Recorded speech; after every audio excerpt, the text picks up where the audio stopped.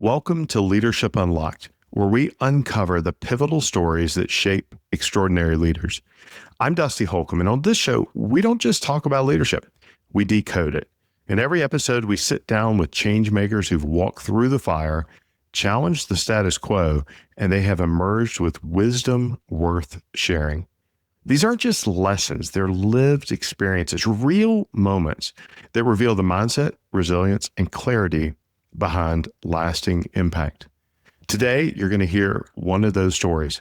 He scaled a startup from 0 to 8 figures, raised $15 million, and walked away to help founders do it with less stress and more clarity. John Blair, a founding exec at Guardian Bikes, a Mark Cuban company, now leads Free to Grow CFO, helping fast-growing D2C brands build smart, scalable finance operations without a full-time CFO. From heavy metal band leader to purpose-driven founder, this is the story of how clarity beats chaos. Let's get into it. This is Leadership Unlocked. John, I am so glad you're here. It is such a profound pleasure to have you on the show. And I've really been looking forward to this because I know that you and I are both nerds, leadership nerds, but you're a way cooler nerd than I am. And we're going to get into some cool stuff about that. But thank you for carving out time.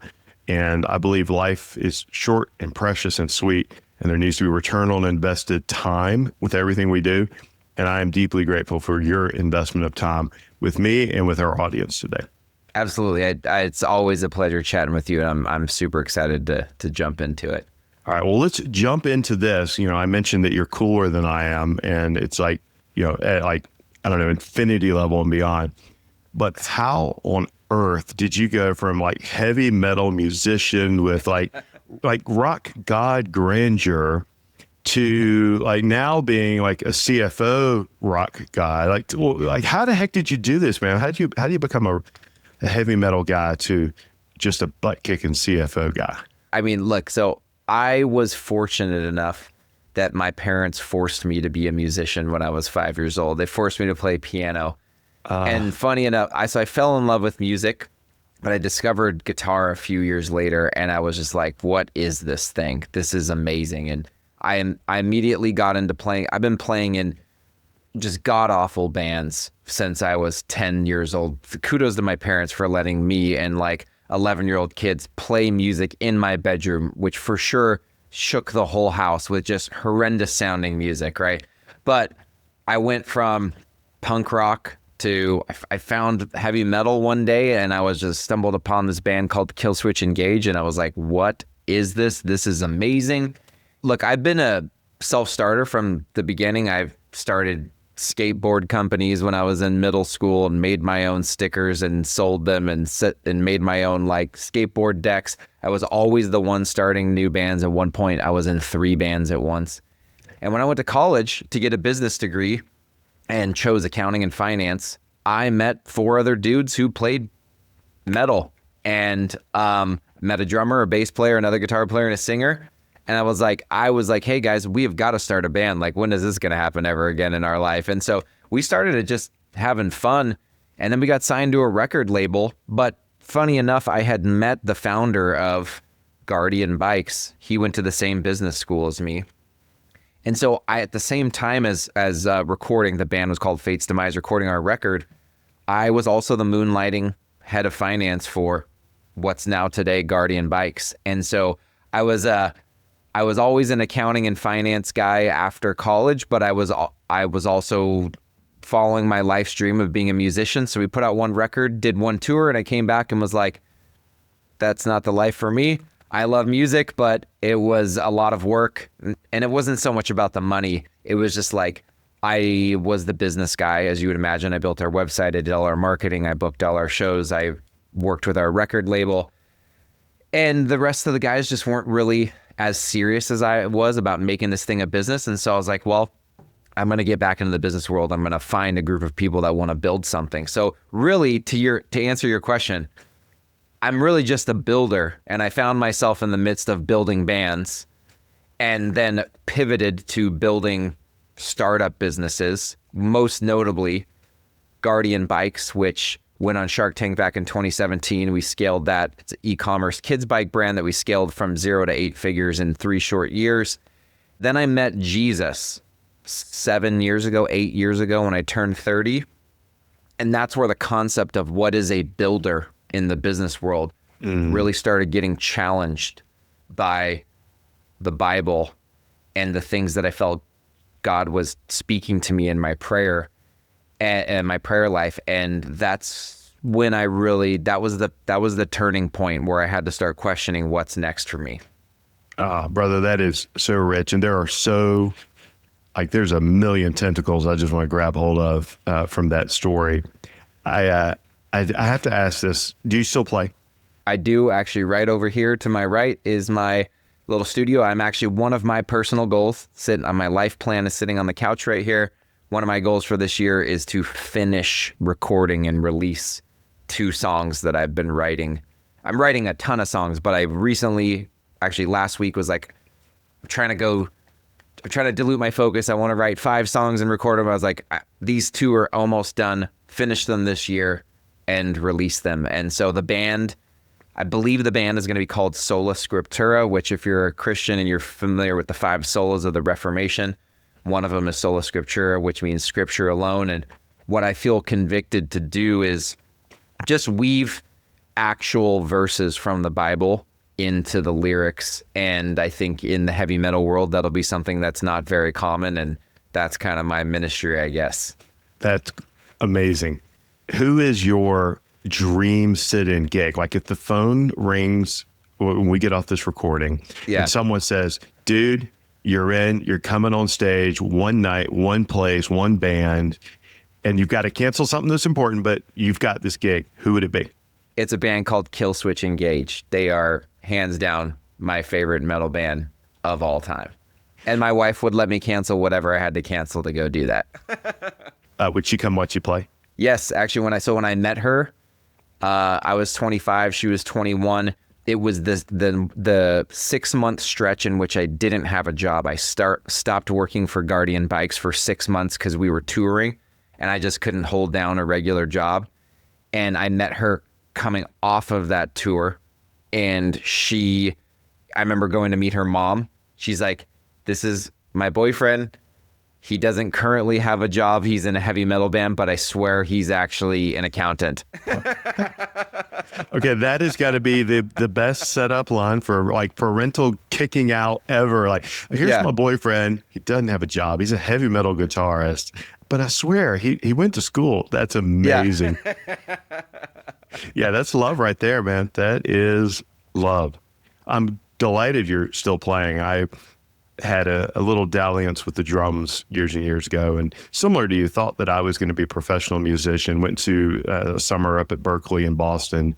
I realized that I was a big fish in a very small pond back home, and then got there and went, holy crap, these cats are good. Number one. Number two, I realized I was going to be playing every Friday and Saturday night for the rest of my life, and would not be, the rock denizen that I thought I might be. So instead, it would be better to keep it as a hobby. But there's not a lot of just sitting down to, write a song on the drums. You are, you're keeping somebody awake when you go play, which is still to this day a stress relief for me. Which I have to ask you, how important is music and the creation of music now for you on your business and leadership side of life? Is it an important pillar for you? And if so, why? Great question. This has been a struggle for ever since I started having kids, because I'm, someone asked me like, John, who are you? I have a specific order that I say who I am. I'm a follower of Jesus, and then I am a husband to Andrea, and then I'm a father to 3 kids, and then I'm an entrepreneur, right? And then I'm a musician. And it's really hard to keep up with these hobbies that make us part of who we are when you are actively. My joke is I'm currently in the season of actively scaling an early stage business and actively scaling an early stage family. And so I'm actively scaling 2 early stage ventures, and they're very time consuming and unpredictable. And so I've actually been fighting to find the adjustment of my routine as far as music goes. I used to play several hours a week. Recently, I've shrunk it down to 15 minutes a day during the week, and I usually get 3 out of 5. And then on the weekend, 1 or 2 like 1-hour sessions. That's my minimally viable for this season. And sometimes it's a little more and sometimes a little less. But one hack, I don't know if you ever read the book Atomic Habits by James Clear. Huge fan. That's where I learned how to resize my habits for a season, was that book.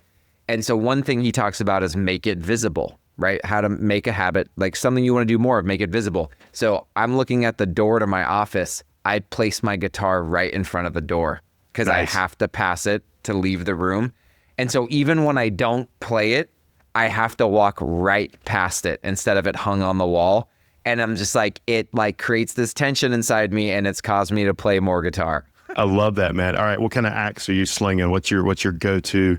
So I actually recently switched from a 6-string guitar to a 7-string guitar, which has the Satriani low style. B string. Yeah, and so I play a Schecter Diamond Series 7-string guitar. It's matte black. It's a beaut. I can't wait to hear this. I'm going to be doing a little time on Google and YouTube after this to hear you shredding. You know, it's interesting when you talk about seasons of life and stories, and this is corollary. It's not directly related, but I think it'll actually pivot us into something that I'm really curious about for you. I was having a conversation with my senior pastor a few years ago. He and I were talking about busyness of life, and I was expressing, you know, a busyness, a not enough margin, not enough white space, overwhelmed. Like there's just a lot. And he was listening, and he said, you know, Dusty, one of the things that I learned years and years ago, and in hearing you talk, this reminds me so much of me when I was in a season of being the pastor of a megachurch that's growing with all these responsibilities, all these demands on my time, all these people wanting a piece and a part of me. And I was under a tree outside the church on a hill with my Bible and my journal, and I was reflecting and very clearly heard the message that, Rick, you are the senior pastor of this church for a season, but make no bones about it, you will not be the senior pastor of this church forever. That is not your identity as a child of God, but it is a role for which you are the steward of for a finite amount of time. Do not let the stewardship of a role diminish those things where the season lasts eternal for your family and for those who you will be impacting well beyond the time when you are no longer the senior pastor of this church. And that's been one of those life lessons for me, those stories from another that hit me so hard and impacted me. And it's given me a lot of encouragement. It's also given me the ability to, you know, have a little bit of a circuit breaker when I'm going a little crazy and, you know, double clicking on everything and doing too much. I'm curious, when you think about the season of life and how you've adjusted to allow yourself the right amount of time to play guitar, how do you as a leader navigate those different identities, and which ones of those get the optimal and best time and energy from you? When I think of where my attention needs to be as a leader, I think about my family, leading my wife and my kids. I think about leading my business at Free to Grow CFO.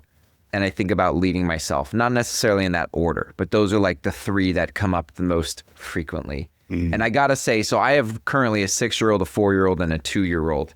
We're just emerging from the haze of having a 3.5-year-old, a 1.5-year-old, and a newborn. Like that was very intense. And one thing in terms of like seasons of life and thinking about where my attention is focused and who's getting what piece of me or who's getting the best version of me, honestly, like it really has changed rapidly with young kids. And I've had to actually be willing to evolve almost sometimes on a weekly basis, right? Where it's like this week I have a child who is not sleeping. That just changes absolutely everything. I'm not sleeping. My wife's not sleeping. Actually, usually multiple of my kids are being affected by it. Not just the one who's not sleeping, I run a business from home. And so in some of those seasons, I've actually had to shrink my work hours. And because my wife needed me from an emotional support standpoint, she needed me to be around to just take a kid and put him on my lap so that she could just deal with surviving for the day, right? Having not slept. And so actually there was, candidly, there was quite some time last year when I might have ultimately probably worked from 10 to 4 or 10 to 3 just by virtue of the chaos of what was going on here with my family. But I was like, I can't just leave that, right? And I know that and I know from having multiple kids that this doesn't last forever, right? This is the season we're in with this child. And so when I would come to work for that 5-hour day, I actually didn't even know I was in the middle of a 5-hour day. I just knew I got there late and I was like, I don't know how long I can be here. And so I had to be so focused on, these are actually the 3 most important things that are going to move the needle for the business today. Everything else, if I get to it, I will. But there's actually another unlock. I started going like, why am I not calling my EA, who's my right hand, and be like, Sasha, my day just blew up. These are the 3 things I need to do. Here's all these other things on the list that need to get done and they're important, but they shouldn't be done by me. Can you just tackle those? So a big thing that really helped me get the most out of being present as a dad and a husband and being the most impactful I could in work is saying, these are the 3 things I should do. And everything else, I'm just going to get on the phone with my EA and kind of brain dump with her and really quick prioritize what she can do, what days it needs to get done by, and let her just handle that while I focus on these 3 things because I might need to be available for my family later. So like in the chaos, I actually have to draw upon these leadership and productivity principles even more than when things are like quiet and calm, if that makes sense. It makes all the sense in the world. Like nothing clarifies like chaos. Nothing clarifies like a crisis. Like when there's a crisis in business or when there's a crisis at home, it's like successful people step up, step in and make those decisions. And I love that you navigated that because it's hard to do. It's hard to not let that, instead turn into, I'm going to be there at work from, 10 until 3, and then I'm going to go home. And then when the kids go to bed, I'm going to be up from, I'm going to be doing work from 8 p.m. until 3 a.m. And then you can create a doom loop if you're not really careful. I'm thinking about what you said a minute ago, like you're navigating 3 startups at once. You start a family, like all the scale up maybe is a better way to frame that. If you have a leader who's coming to you and they're trying to navigate growth and they're navigating these challenges, and you're going to be a beacon of awareness and a beacon of wisdom about how they need to think about their business financially, because they got so many things going on. But if they came to you and said, hey, I've got 3 different companies I'm working on right now with startups that are all in the D2C space, and there's all 3 of these, I need all 3 of them to be successful. What would you tell them? I mean, how would you react to that? So a couple things that come to mind right off the bat. The first one is like, have we been honest with ourselves about what the opportunity really is in each one of these? And how big of a game can each of these actually be? And there's multiple domains of like game size, right? How big is the TAM? How big of an impact can you have on your customer? How big of an impact can you have on your employees? How big of an impact can you have on your vendors? And I'm sure if you just assess the size of the game you could play in those 3 ventures, you would very quickly be able to see some differences, right? And then furthermore, I would say, hey, look, let's just say that you did that thought, kind of that thinking exercise about the impact of the game of each, and you're still bullish on doing all 3.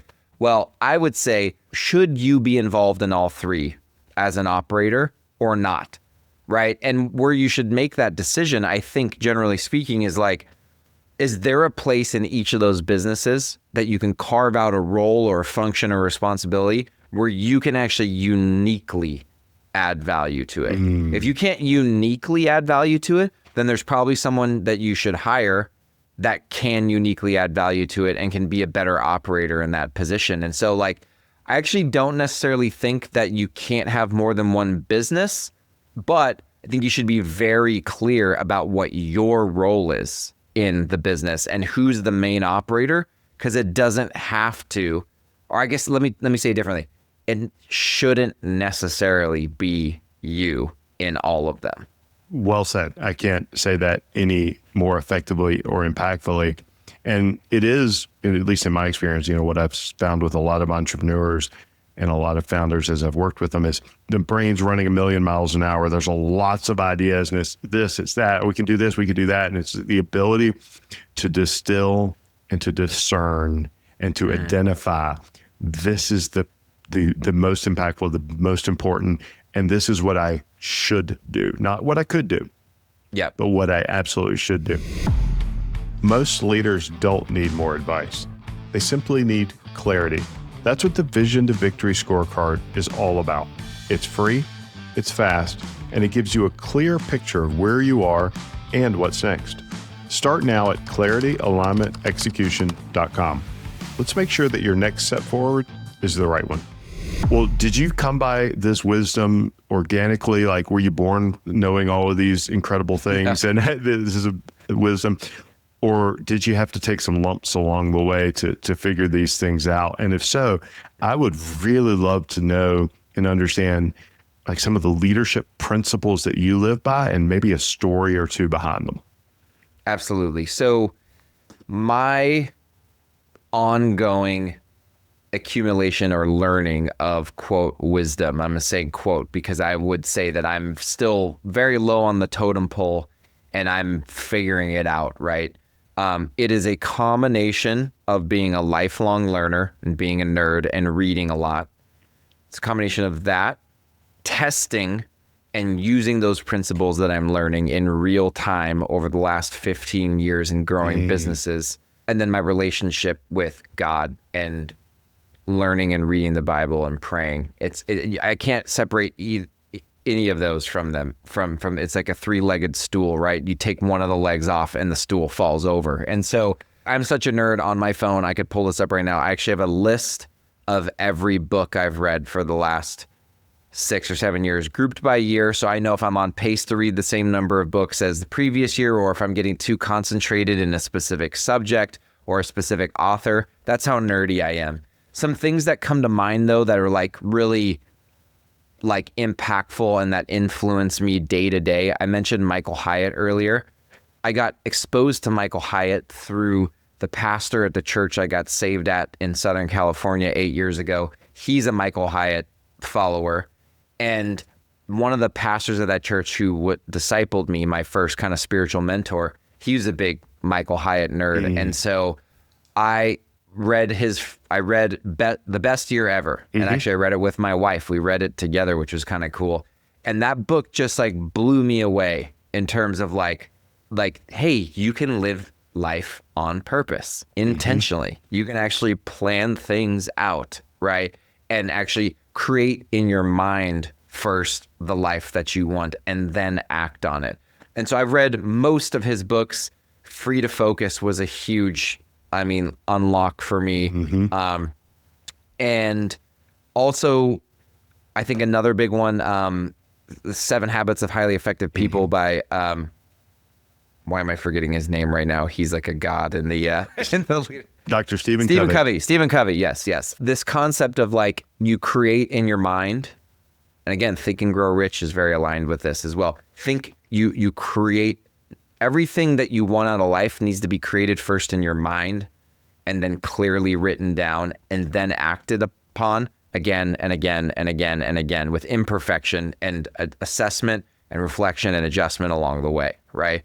So some of the things that I learned from all of that reading that, by the way, I learned this head knowledge in the book, right?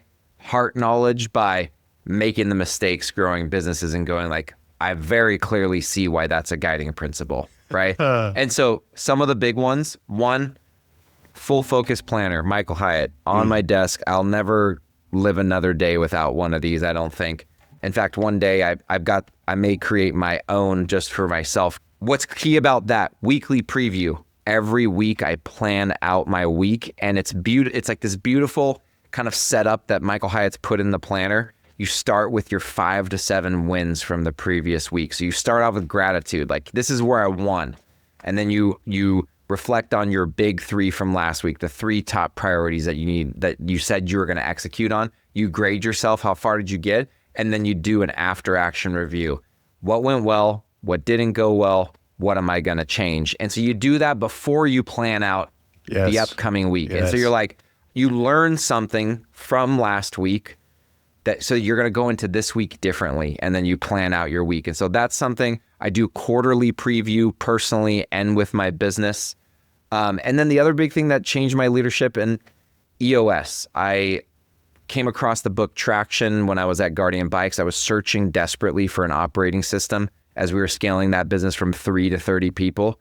And I came across Traction. I was like, here's the system. So I self-implemented EOS over like a 2-year period, did some coaching. At one point, I've helped several other businesses implement EOS. It's just a simple framework for, again, how to clearly articulate your vision and to keep yourself and a group of people on track with that vision on a week in and week out basis.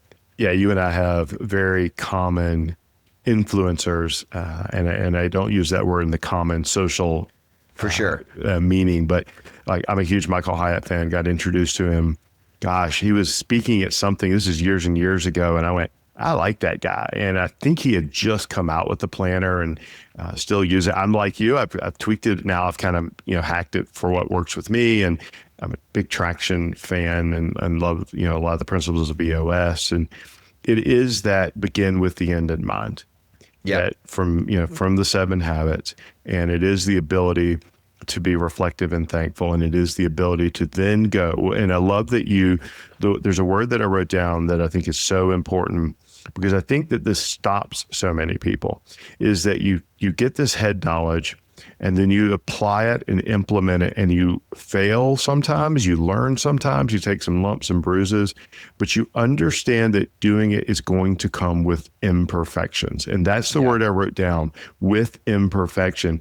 And I think it's so incredibly important, because we aren't going to get everything right. And we have to say, okay, this didn't work, but what did? And how do I make it better? And then you tweak it and you go again, you tweak it and you go again. I would say that that's really like a guiding principle for an entrepreneur. It's like whatever you're doing today, it's going to be different a year from now, because you're going to have an accumulation of knowledge. You'll have adjusted, you'll have tuned, you'll have a better product market fit, whatever it is. Yeah. But if you are seeking to implement with perfection, there is nothing available to you but disappointment. You mentioned something earlier, which I still think I'm in the very early stages of, which is like wisdom. And I'm learning. I would say if you were to say like, hey, John, what is wisdom to you in this season? Ooh, right? Great question. In this season, wisdom is being willing to act knowing that it's going to be imperfect, right? As opposed, like I would say, in the Bible, it talks about the fool and the wise, right? Another way is like the seasoned who's lived and seen many years versus the young and the naive. I've made enough mistakes over the last 15 years in business, and now over the last 6 years of being a dad, that I'm like, hey, there's nothing more imperfect than life and everything that we try to create within life. And Michael Hyatt often talks about in his goal setting framework, the resistance. He calls the resistance this force that shows up. It seems like it wasn't there until you set goals. The resistance always shows up the second you have intention, right? And the wisdom is, hey, the resistance gonna mess some things up, but I'm gonna keep acting because I know in the imperfection, I'm gonna learn something. And so for me, the ultimate, I've started to tell people like, and I've been putting this in my content, and I've actually been trying to explain this to our clients too. Hey, this is a journey. It's not an end. The perfection that you're speaking of, Dusty, it's usually like, I'm going to get to an end, right? And as soon as you stop trying to get to an end and you instead say, I'm on a journey where I'm looking to hone the craft. I've read about Michael Jordan. I mean, any great athletes, any like, even like Elon Musk, they're on a journey. It is not about an end for them. the journey of like doing however many hundreds of free throws a day. Like Michael Jordan just loved that, right? And like I study really amazing musicians. They're obsessed with the journey of just practicing, right? And as soon as I think that perfection versus imperfection and acting anyways is closely tied in with, are you trying to get to an end, or are you just like, I'm on a journey where I'm trying to hone the craft along the way? That is so profound. I'm thinking of a question I want to ask about this, but there's two things you said I don't want to lose sight of, because the resistance is real. Not in a Star Wars kind of way, though. That's kind of fun too. Have you read Stephen Pressfield's book, The War of Art? No, I haven't. It's on my list though. It is so good because he talks about the resistance and the necessary energy that you have to break through, because like it's almost like there is a war, and there's a war against you being your fulfilled self, but to being the fulfilled vision of what you were created to be. And you have to press through the resistance. You have to be willing to understand it's a journey, and this is one step better. This is one cycle better. This is one iteration better. And what did I learn, and how will I go? And to press forward and to move into it. So I wanted to mention that book because it's so good when you get into it. It's hard to read. It's like one of those, you have to read it and go, well, damn it. When I got through it, I had to actually get through the resistance of reading it and then realizing, oh, wow, this was, and that's in a good way. I love it. I've reread it a couple times now for that reason. Somebody once told me that, obviously Satan's a great liar, and he spreads mistruths, and when you have fear, doubt, and worry, those are, coming from him, not from you, not from God, et cetera. But somebody shared something with me, and I think it applies here when we're talking about the pursuit of perfection or the imperfection, the journey of growth. And it was, Satan's greatest lies come with 99% truth. Yeah. Because he doesn't need to manipulate 100% of the truth. No. He just needs to get the 1 or 2% that makes you not have the strength to do it again, to focus on the end, not the journey. So I just wanted to share that as a father of young kids. How are you thinking about instilling and teaching them these principles now? Has it influenced your parenting? Is it something you actively think about? Because we always, no matter how good our upbringing is, no matter how wonderful our parents were, we're always trying to do something a little better. We're not our parents. We have our experiences. I'd been chewing on this a bit because my oldest just turned 6 and she just finished her first year of elementary school. And so we're going from just, actually Andy Stanley has a book about parenting. I don't know if you've ever read it before. I've actually only read half of it, but the half that I read was profound. And he classifies the years, he classifies these stages of parenting, right? And the 0 to 5 is the discipline years, where you're just trying to teach them basic manners, basically, right? Mm-hmm. And it's 6 to, I can't remember how far it goes, but it calls them the training years. This is where you start trying to teach them the principles of life, right? And so I very clearly moved into that with my oldest, who is now 6. We're in the training years. It's actually, I would say, the ultimate exercise in like, how well do I know these principles? Because I need to communicate them to a 6-year-old, right? And actually communicating things so simple that a 6-year-old can understand them is far more difficult than explaining them to someone who's in their 20s or 30s or 40s, who has the ability to unwind unclear communication and make sense of it, right? And so I've been trying to start small and simple, but there's 2 big things. One is try it. Try it.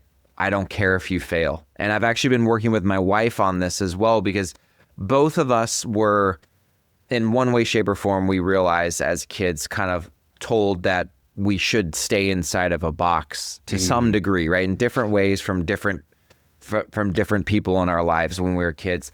I got told to just go to school, get a degree, get a corporate job, and like contribute to retirement. And that was the safe way to live life. Everything else is too risky, right?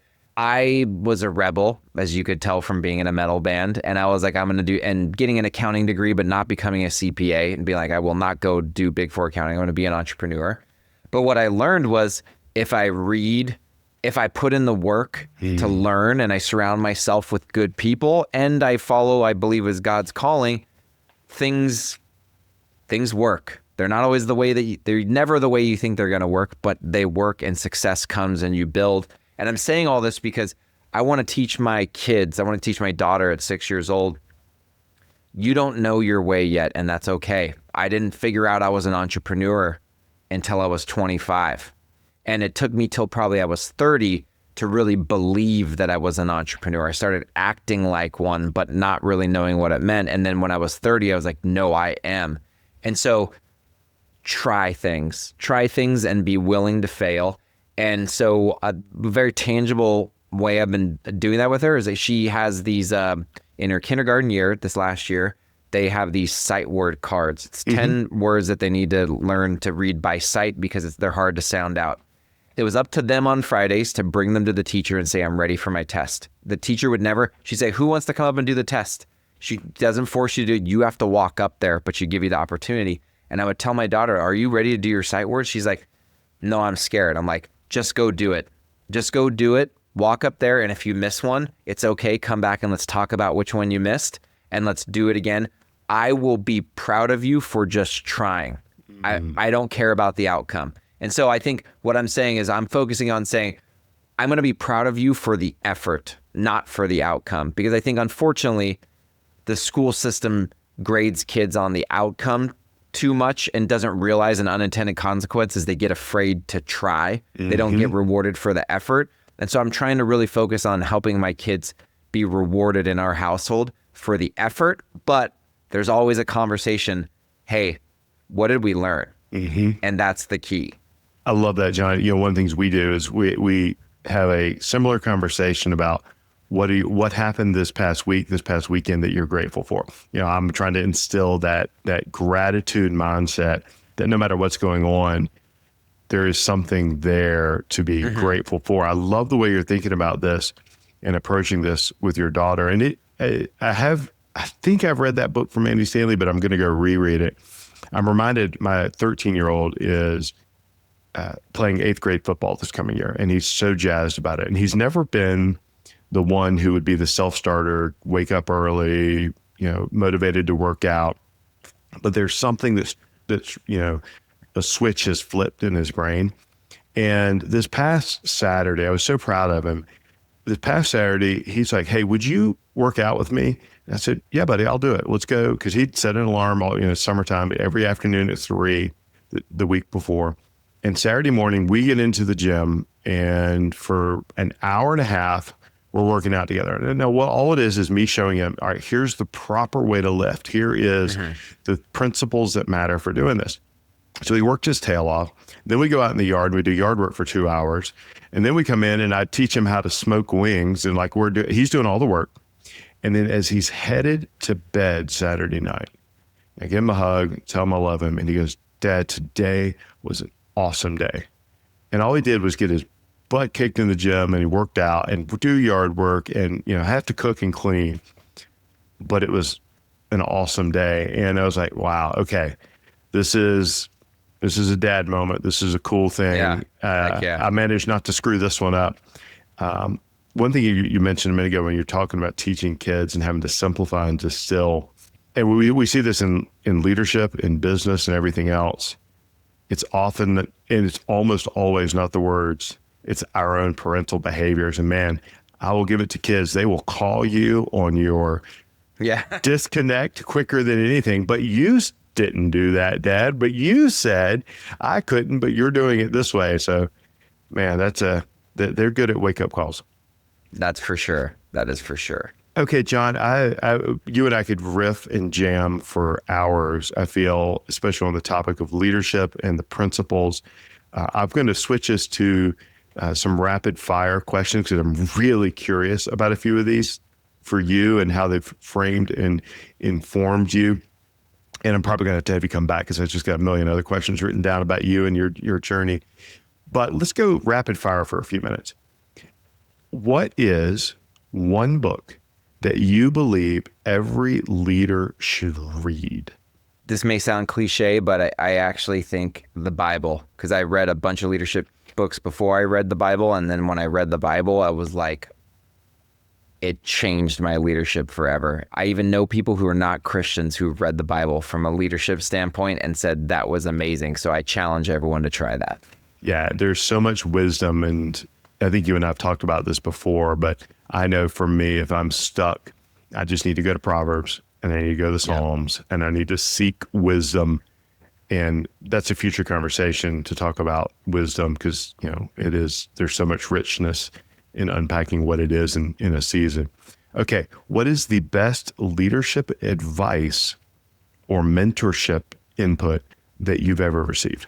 The best leadership advice or mentorship input I've ever received.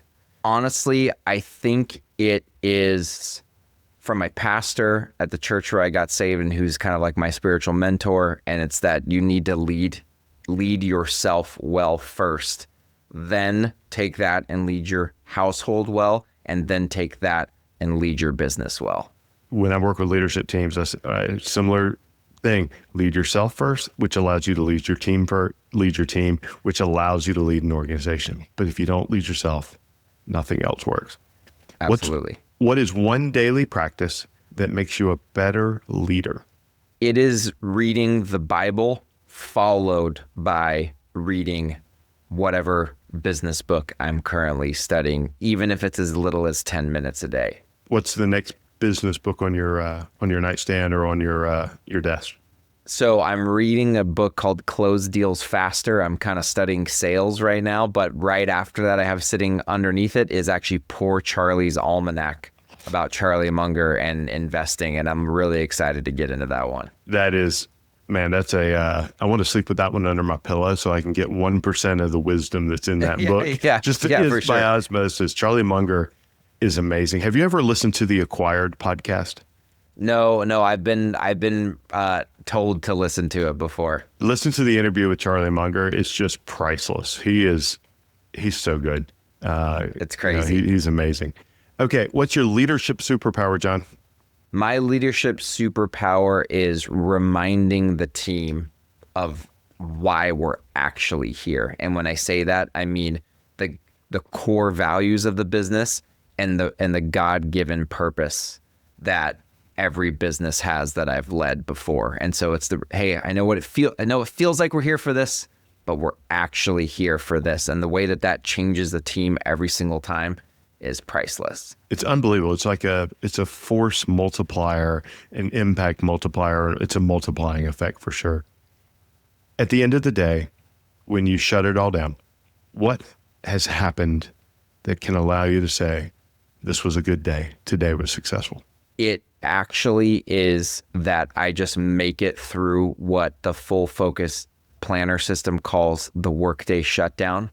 The workday shutdown is where I have a checklist of the things that just allow me to walk away from work knowing I shut everything down, even if I didn't get all my priorities done. Check emails, check Slacks, and so getting my workday shutdown routine done allows me to say, hey, I had a great day. It doesn't matter if I got my big 3 for the day done or not, or if I got 1 out of 3 done.